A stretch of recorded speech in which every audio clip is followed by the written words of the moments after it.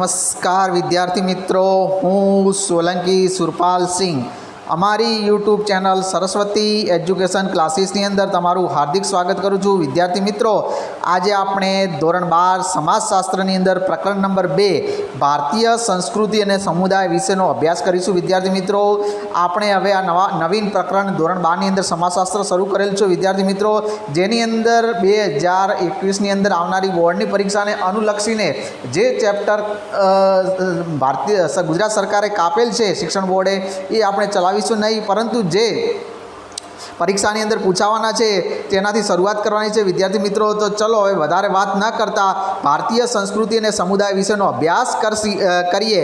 વિદ્યાર્થી મિત્રો, આગળના એકમમાં આપણે ધાર્મિક, સંસ્કૃતિ અને આદિવાસી વસ્તી વૈવિધ્યની જાણકારી મેળવી, ભારતની વિવિધતાને સમજી રાષ્ટ્રીય એકતા વિશે માહિતગાર થયા. હવે આપણે આ એકમમાં સૌપ્રથમ ભારતીય સંસ્કૃતિનો અર્થ, સ્વરૂપ જોઈશું. વિદ્યાર્થી મિત્રો, તમને થોડો કંટાળો બિલકુલ પણ નહીં આવે એવી સરસ મજાની અંદર હું એન્ટરટેનમેન્ટની વાતો પણ કરતો રહીશ, જેથી કરીને તમને અમારી આ ચેનલની અંદર સંપૂર્ણ વિડીયો નિહાળો એવી મારી તમને નમ્ર વિનંતી છે.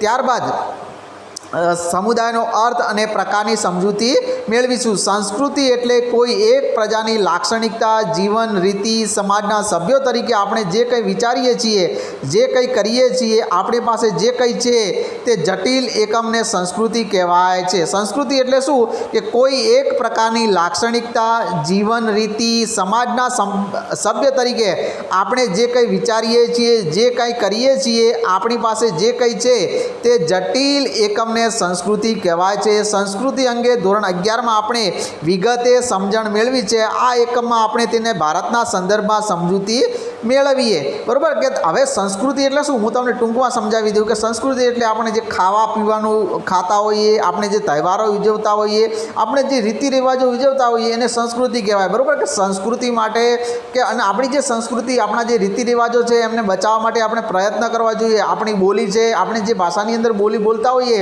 એને બચાવવા માટે આપણે પ્રયત્નો કરતા હોવા જોઈએ. ઘણા લોકો એવા હોય પોતાની સ્થાનિક ભાષાને ભૂલી જાય, ફેશનેબલ ભાષાનો પ્રયોગ કરતા હોય, તો આવું ક્યારેય કરવું જોઈએ વિદ્યાર્થી મિત્રો નહીં. આપણી જે ભાષા છે એ આપણે બોલવી જોઈએ અને આપણી ભાષાને બચાવવી જોઈએ. ઘણા લોકો એવા છે પોતાની ભાષા બચાવવા માટે બહુ મોટા પ્રયત્નો અને સંગઠનો કરતા હોય છે.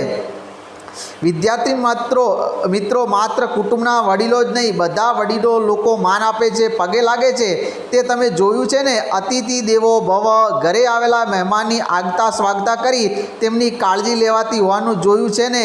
આ ઉદાહરણ જ ભારતીય સંસ્કૃતિનું પ્રતિબિંબ પાડે છે. મિત્રો કે દેખો, આ ભારતીય સંસ્કૃતિમાં શું છે, આપણે વડીલો આપણા ઉપર ગમે એટલા ગુસ્સે થઈ જાય, ઘણી વખત ગાળો પણ બોલે, પરંતુ આપણે ક્યારે સામે બોલીએ છીએ નથી બોલતા. એ આપણી સંસ્કૃતિ છે. આપણે વડીલોને પગે લાગીએ છીએ, આપણા ઘેર મહેમાન આવે તો આપણે કેટલા રાજી થઈ જઈએ છીએ અને ચા પાણીની વ્યવસ્થા કરીએ છીએ કે નથી કરતા. ઘણા લોકો એવા પણ હોય મહેમાન દેખીને મોઢું પણ રીસે બળી જતા હોય છે, પરંતુ સામાન્ય રીતે મહેમાન દેખી અને આપણે એની આગતા સ્વાગતા કરતા હોય છે. આ ઉદાહરણ જ ભારતીય સંસ્કૃતિનું પ્રતિબિંબ પાડે છે. ભારતીય સંસ્કૃતિના આવા ઘણા બધા મૂલ્ય ભારતીય સંસ્કૃતિને ખૂબ જ વિશાળતા અપાવે છે. ભારતીય સંસ્કૃતિ અને સભ્યતાનો ઇતિહાસ હજારો વર્ષો જૂનો છે. હવે જે ભારતીય સંસ્કૃતિ અને સભ્યતાનો જે હિસ્ટ્રી છે એ બહુ હજારો વર્ષો જૂની છે. ગંગા નદીના પ્રવાહની જેમ તે સતત પ્રવાહિત રહ્યો છે. કે હવે એ શું છે કે સતત આપણો ભારતીય જે કલ્ચર, સભ્યતા છે એ સમય જતાં તેમાં નવા તત્વો સમાતા ગયા અને આજે 21મી સદીના પ્રારંભે ભારતીય સંસ્કૃતિ અનેક વિધિ પાસાઓમાં સમાવતી ભાતીગળ સંસ્કૃતિ તરીકે ઉપસી આવી છે. ભારતીય સંસ્કૃતિના ઘડતરમાં અનેક લોકોએ સહયોગ, બલિદાન આપી પોતાની વિશિષ્ટ પ્રતિભા દ્વારા તેને અમરતા બક્ષી છે. વિદ્યાર્થી મિત્રો, તેથી જ તો અન્ય પ્રાચીન નામશેષ થઈ ગઈ, પરંતુ ભારતીય પ્રજાએ પોતાના સાંસ્કૃતિક વારસાઓ જાળવી રાખ્યા છે. વિશ્વમાં ભારતની સંસ્કૃતિ પ્રાચીન અને ભવ્ય ગણાય છે અને વિશ્વગુરુ બનવા તરફ પ્રયાણ કરી રહી છે. ભારતીય સંસ્કૃતિનો અર્થ અને વ્યાખ્યા. હવે શું છે કે ભારતીય સંસ્કૃતિનો અર્થ અને વ્યાખ્યા ભૂપેન્દ્ર બ્રહ્મભટ્ટે ભારતીય સંસ્કૃતિ વિશે વ્યાખ્યા આપેલી છે કે ભારતીય સંસ્કૃતિ એટલે માનવતા, સહિષ્ણુતા, વિશાળતા, એકાત્મતા, બિનસાંપ્રદાયિકતા અને સાતત્યતાના લક્ષણ ધરાવતી સંસ્કૃતિ. હવે દેખો, ભૂપેન્દ્ર બ્રહ્મભટ્ટે વ્યાખ્યા આપેલી છે કે ભારતીય સંસ્કૃતિ એટલે માનવતા, સહિષ્ણુતા, બિનસાંપ્રદાયિકતા અને સાતત્યના લક્ષણ ધરાવતી સંસ્કૃતિ કહેવામાં આવે છે. ભારતીય સંસ્કૃતિ લાગણીઓ અને બુદ્ધિની પૂજા કરનારી સંસ્કૃતિ છે. અને શું છે ભારતીય સંસ્કૃતિ? શું છે? લાગણીઓ અને બુદ્ધિની પૂજા કરનારી સંસ્કૃતિ છે. ઉદાર ભાવના, નિર્મળ જ્ઞાનના સહયોગથી જીવનમાં સુંદરતા લાવનારી સંસ્કૃતિ છે. જ્ઞાન વિજ્ઞાનનું સંયોજન કરી સંસારમાં સંવાદિતા પ્રસારવા પ્રયત્ન કરનારી ભારતીય સંસ્કૃતિ છે. ભારતીય સંસ્કૃતિ એટલે નિરંતર જ્ઞાનની શોધ કરવા સતત આગળ વધતી, જગતમાં જે કોઈ સુંદર, શિવ અને સત્ય દેખાય તેને લઈ વિકાસ પામનારી સંસ્કૃતિ છે. એટલે જ કહેવાય છે સત્યમ શિવમ સુંદરમ. ભારતીય સંસ્કૃતિમાં હું તમને કહું, બધા ધર્મના લોકો એમનો સમાવેશ છે. એટલે જ ભારતીય સંસ્કૃતિને ઘણી જગ્યાએ તમે આ તો દેખ્યું હશે, સત્યમ શિવમ સુંદરમ પિક્ચરના પણ છે, ઘણા ફિલ્મોના નામ પણ સાથે પણ જોડાયેલું છે, સત્યમ શિવમ સુંદરમ. ભારતીય સંસ્કૃતિના લક્ષણો: સાતત્ય અને પરિવર્તન. દુનિયાની ઘણી સંસ્કૃતિઓ ઉદ્ભવી અને નાશ પામી છે. દુનિયાની ઘણી બધી સંસ્કૃતિઓ છે જે ઉદ્ભવી છે અને નાશ પામી છે, પરંતુ ભારતીય સંસ્કૃતિની વિશેષતા એ છે કે ઘણી મોટી ઉથલ પાથલ થવા છતાં આજે પણ જળવાઈ રહી છે. કે ભારતીય સંસ્કૃતિની એક વિશેષતા શું છે? એની અંદર ઘણી બધી ઉથલ પાથલ થયું છે. ઘણા લોકોએ આમથી આમ કરેલું, ઘણા લોકોએ ભારતીય સંસ્કૃતિને મટાડવાનો પ્રયત્ન કર્યો, નામો શેષ કરવાનો પ્રયત્ન કર્યો, પરંતુ છતાં પણ તે આજે પણ જળવાઈ રહી છે. એટલે તેનું સાતત્ય જળવાઈ રહ્યું છે. સાતત્ય સાથે પરિવર્તન એ ભારતીય સંસ્કૃતિનું લક્ષણ છે. અને સાથે સાથે શું છે? સાતત્ય સાથે પરિવર્તન એ પણ ભારતીય સંસ્કૃતિનું લક્ષણ છે. કેટલાય આંદોલનો, નવજાગરણ, જૈન બુદ્ધ ધર્મના પ્રસાર વગેરે ક્રાંતિકારી પરિવર્તન છતાં સંસ્કૃતિના મૂળ તત્વો જાળવીને ભારતીય સંસ્કૃતિએ સમાયોજન સાધ્યું છે. વિવિધતા અને એકતા. ભારતીય સંસ્કૃતિ જેવી વિવિધતા બહુ ઓછી સંસ્કૃતિમાં જોવા મળે છે. હવે શું છે કે ભારતીય સંસ્કૃતિ જેવી વિવિધતા તમને બીજી કોઈ ઓછી સંસ્કૃતિની અંદર જોવા મળે છે. ભારતની સંસ્કૃતિમાં અનેક જાતિ અને જ્ઞાતિના લોકો તેમજ વિવિધ ભાષા, ધર્મ, ઉત્સવ અને કલા, સંગીત, નૃત્યો વગેરે જોવા મળે છે. હવે શું છે કે ભારતીય સંસ્કૃતિમાં શું છે કે તમને બહુ ઓછી સંસ્કૃતિમાં જો ભારતની સંસ્કૃતિમાં કેટલી દેખો, ભારત દેશની અંદર 29 તો ભાષાઓ બોલાવતી છે. અને લોકલ લેવલે તો તમે કેટલી ભાષાઓ બોલાવતી છે. બીજા દેશની અંદર આટલી બધી ભાષાઓ ન બોલાય ક્યારેય, બરાબર. તમે દેખતા ગુજરાતમાં 5-6 પ્રકારની ભાષાઓ બોલાય. દરેક રાજ્યની અંદર અલગ અલગ 20 થી 25 ભાષાઓ બોલાતી હોય છે, બરાબર.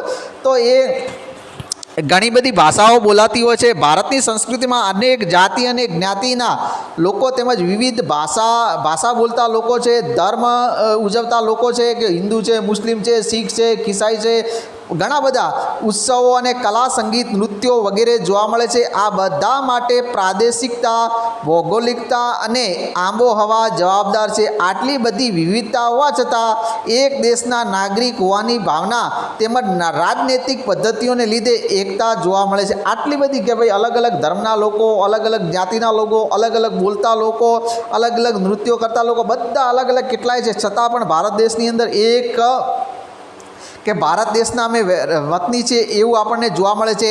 બિન સાંપ્રદાયિક દ્રષ્ટિકોણ. ભારત દેશની અંદર બીજું છે શું છે તો કે બિન સાંપ્રદાયિક દ્રષ્ટિકોણ. બિન સાંપ્રદાયિકતામાં ધર્મ નિરપેક્ષતા, વૈજ્ઞાનિક દ્રષ્ટિકોણ બંને અભિપ્રેત છે. ભારતીય સંસ્કૃતિમાં આ બંનેનું મિશ્રણ છે. ભારતમાં વિભિન્ન સંસ્કૃતિ ધરાવતા સમૂહો હળી મળીને સાથે રહે છે. ભારતીય સંસ્કૃતિ સહિષ્ણુતાના ગુણ ધરાવે છે. અને ભારતીય સંસ્કૃતિ શું છે તો એ સહિષ્ણુતાના ગુણ ધરાવે છે. ભારતમાં બધા જ લોકોને સમાન અધિકાર. અહીંયા દેખો, ભારતના દરેક લોકોને, આ બહુ સરસ મજાની વાત કીધી આ ભાઈએ ચોપડી, જે ભારતના બધા જ લોકોને સમાન અધિકાર છે. કે ભાઈ દરેક વ્યક્તિ, જો અમીર વ્યક્તિ કોઈ કરોડોપતિ હોય એ ગુનો કરે એને જે સજા થાય એ ગરીબ વ્યક્તિને પણ થાય. કે ભારતના બધા જ લોકોને સમાન અધિકાર અને લઘુમતીના અધિકારના રક્ષણ માટે ખાસ જોગવાઈ કરવામાં આવી છે, જે ભારતીય સંસ્કૃતિના ઉદારતા બતાવે છે. ભારતીય સંસ્કૃતિમાં વિજ્ઞાનનું પણ મહત્ત્વ અપાયું છે, એટલે કે તે બિન સાંપ્રદાયિક દ્રષ્ટિકોણવાળી છે. વૈશ્વિક દ્રષ્ટિકોણ. ભારતીય સંસ્કૃતિ વૈશ્વિક દ્રષ્ટિકોણ ધરાવે છે. અને ભારતીય સંસ્કૃતિ શું છે તો કે આખા વર્લ્ડ લેવલે વૈશ્વિક દ્રષ્ટિકોણ ધરાવે છે.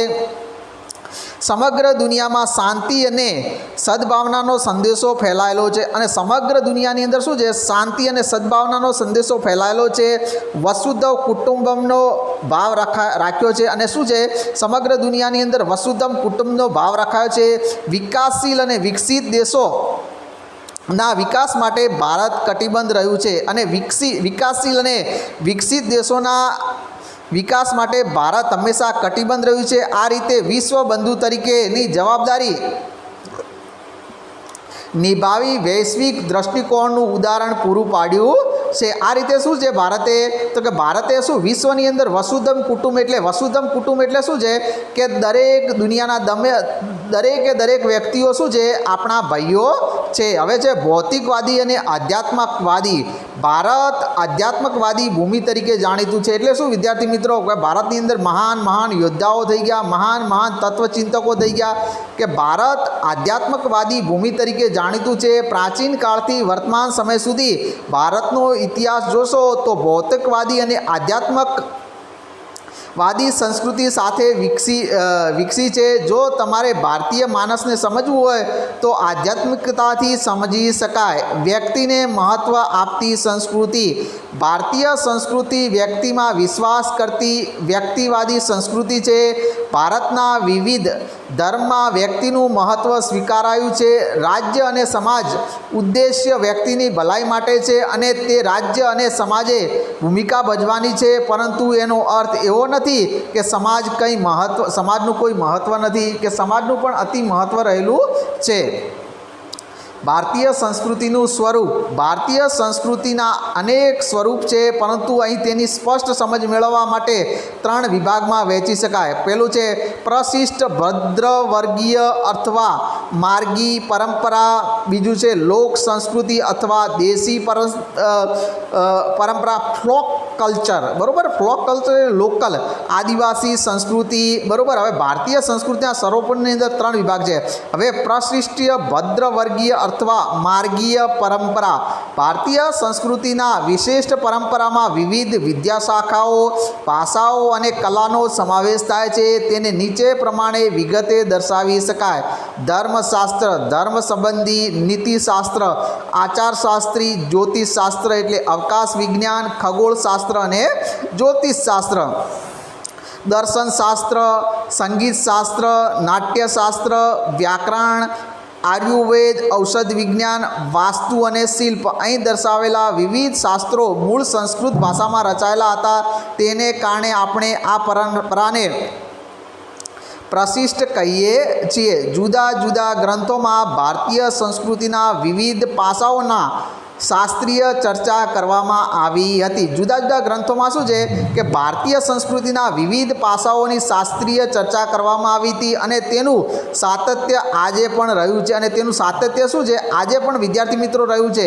વિદ્યાર્થી મિત્રો ખાસ તમે અમારી ચેનલ ઉપર નવા હો તો અમારી ચેનલને સબસ્ક્રાઈબ કરી, લાઇક કરી અને તમારા બીજા વિદ્યાર્થી મિત્રોને પણ શેર કરવા વિનંતી। આ પરંપરામાં વિવિધ વિષયોની કુશળતા પ્રાપ્ત કરવા માટે સાધનો અને તાલીમની અનિવાર્યતા રહેતી। જો કે અહીં એ ઉલ્લેખ કરવો જોઈએ કે સંસ્કૃત ભાષા એ જન સામાન્યની ભાષા ન હોવાને કારણે ભદ્ર વર્ગ સુધી જ સીમિત રહી। ઉપરાંત આ પરંપરા ભદ્ર એટલે શું?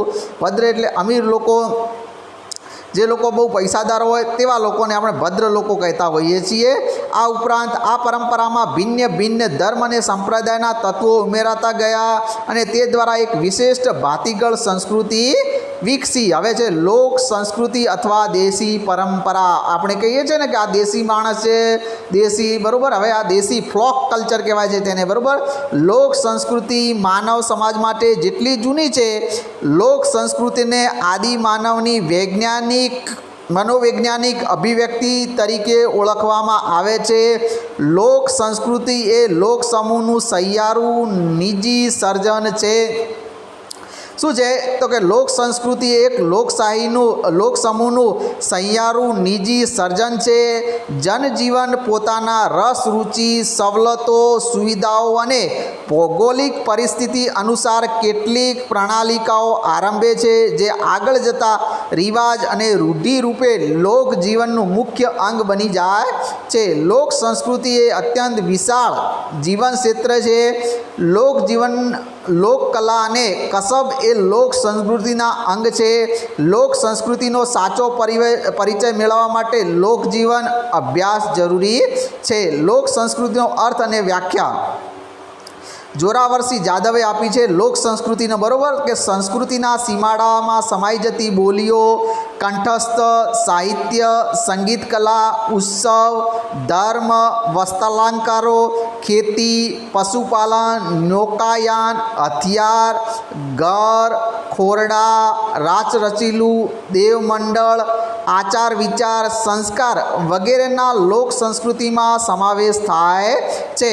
કે લોક સંસ્કૃતિનો અર્થ શું છે? અર્થ અને વ્યાખ્યા તો સંસ્કૃતિના સીમાડામાં સમાઈ જતી લોક બોલીઓ, કંઠસ્થ સાહિત્ય, સંગીત કલા, ઉત્સવ, ધર્મ, વસ્ત્ર અલંકારો, ખેતી, પશુપાલન, નૌકાયાન, હથિયાર, આ બધું આપણા જે લોક સંસ્કૃતિ છે એની અંદર આવે છે.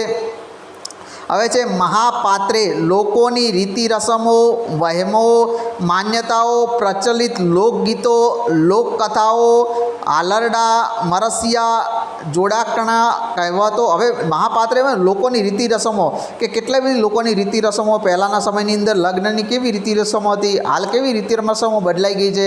પહેલાંના સમયની અંદર કેટલી લગ્નમાં જાન જતી તો 4 થી 5 દિવસ જેવી રહેતી, બરાબર. બધા લોકો ખૂબ મજા કરતા વેવાઈ વેવાણની. હવે કેવું થઈ ગયું છે? હવે બહુ ફેશન બદલાઈ ગઈ છે. હવે જો વેવાઈ વેવાણની સહેજ પણ મજા કરે તો વીચમાં ત્રીજો ભાઈ ટપકી પડે અને તમને ફટકારે, બરાબર. આ રીતિ રિવાજોમાં પ્રચલિત લોકગીતો, લોકકથાઓ, આલરડા, મરસિયા, જોડકણા, કહેવતો, રૂઢિપ્રયોગો ઉપરાંત વસ્ત્રાલંકારો, રમતો, ઘર વખરીની ચીજવસ્તુઓ, લોક દેવદેવીઓ, રમકડા, હથિયાર ઇત્યાદિનો સમાવેશ લોક સંસ્કૃતિમાં થાય છે. જેમ કે રીત રસમમાં લગ્ન કરનારને પીઠી લગાવી મીંઢળ બાંધવું વગેરે જોવા મળે છે. જેમ કે રીત રસમમાં લગ્ન કરનારને શું છે, તમને ખબર હશે, લગ્ન કરતા હશે તો પહેલાંના સમયની અંદર તો 2-3 દાડા પીઠી ચોળતા, પછી પાટે બેસાડતા.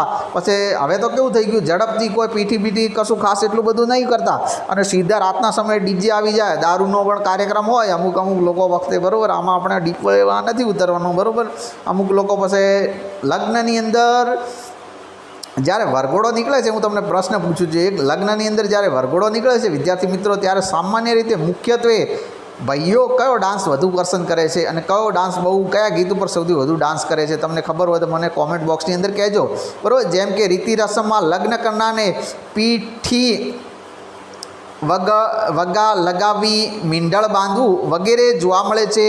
3 તગડા કામ બીગડા જેવા વહેમો જોવા મળે છે. તો કંજુસાઈ કરી પૈસા ગણ્યા કરે તે વ્યક્તિ બીજા જન્મમાં ભંફોડી સાપનો એક પ્રકાર બને છે તેવી માન્યતાઓ વગેરે લોક સંસ્કૃતિના ઉદાહરણો છે.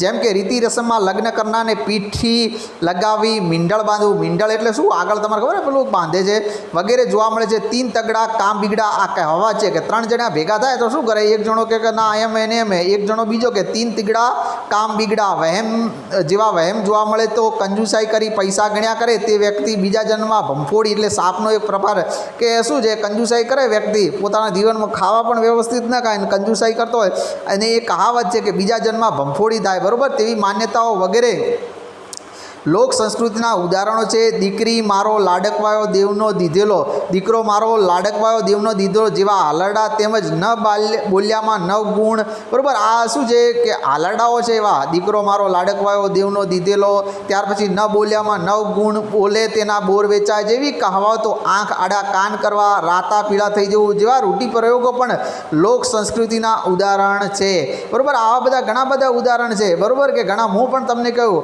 કે વખાણેલી કૂતરી વાડમાં પડી, બરાબર. તો મને કોમેન્ટ બોક્સની અંદર એનો જવાબ આપજો કે વખાણેલી કૂતરી વાડમાં પડી, બરાબર. આનો શું સમાનાર્થી શું થાય કે વખાણેલી કૂતરી વાડમાં પડી, બરાબર. તમે જવાબ મને સમજી શકો છો અને જવાબ સમજી અને મારા કોમેન્ટ બોક્સની અંદર તમે ખાસ આપી શકો છો. હસુ યાજ્ઞિક લોક સંસ્કૃતિ એ લોકમાનસ અને સાહિત્યના પાયા છે. સભ્યતાનો વિકાસ અને સંસ્કૃતિની ઉપલબ્ધિ બંનેની વિકાસ યાત્રા સાથે લોક સંસ્કૃતિ જોડાયેલી છે. કૃષ્ણદેવ ઉપાધ્યાયે લોક વિદ્યાને લોક સંસ્કૃતિ તરીકે ઓળખાવે છે. કૃષ્ણદેવ ઉપાધ્યાય શું છે તો કે લોક વિદ્યાને લોક સંસ્કૃતિ તરીકે ઓળખાવે છે. લોક વિદ્યા એટલે લોકોએ પોતાના જીવન માટે જરૂરી એવી પોતે નિપજાવી કાઢેલી વિદ્યા કે જ્ઞાન છે જે લોક સમાજમાં ઉત્પન્ન થાય છે. ભારતની બહુમતી પ્રજા સદીઓથી લોક સંસ્કૃતિ સાથે સંકળાયેલી છે.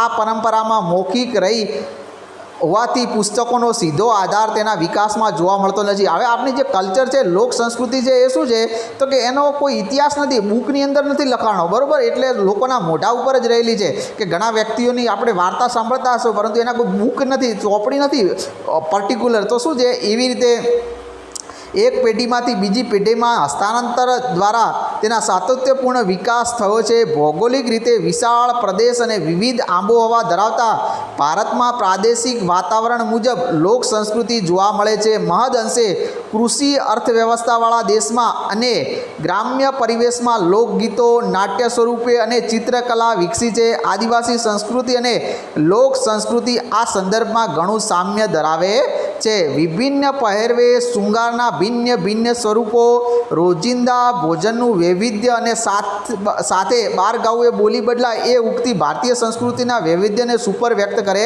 છે. વિભિન્ન પહેરવેશો, તમે શહેરની અંદર જશો તો શહેરની અંદર કેટલા સરસ મજાના કપડાં બધા પહેરેલા હોય છે. ગ્રામીણ વિસ્તારની અંદર પણ સરસ મજાના કપડાં પહેરેલા હોય છે, બરાબર.